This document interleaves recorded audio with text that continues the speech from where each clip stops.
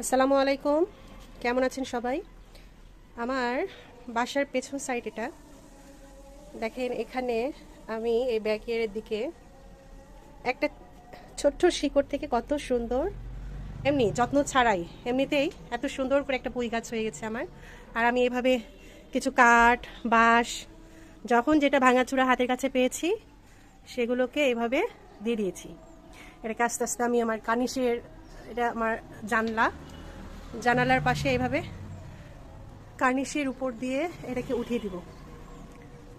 মোটামুটি বেশ এখান থেকে আমি 3বার খাওয়া হয়ে গেছে অলরেডি পুঁই শাক, আপনাদের সঙ্গে শেয়ার করলাম। বেশি যত্নও করতে হয়। যে দেখেন এখানে শিকড় কত সুন্দর হয়ে গেছে, পাতাগুলো অনেক ফ্রেশ, অনেক ফ্রেশ, এবং কোথাও কোনো পোকা নাই, স্পট নাই, একেবারে ফ্রেশ পাতা, তাই না? দেখেই মন শান্তি। এই যে আমি অলরেডি নিয়ে এসেছি, চাকু নিয়ে এসেছি, কাটবো, এই পাতা কাটবো, ডাল বেশি কাটবো না, কিছু পাতা কাটবো, কেটে নিয়ে যাব। পাতাগুলো অনেক বড় বড় হয়ে গেছে, যে এগুলো কুশিগুলো রাখছি, এখান থেকে আবার নতুন করে হবে। শুধু বড় পাতাগুলো উঠিয়ে নিচ্ছি।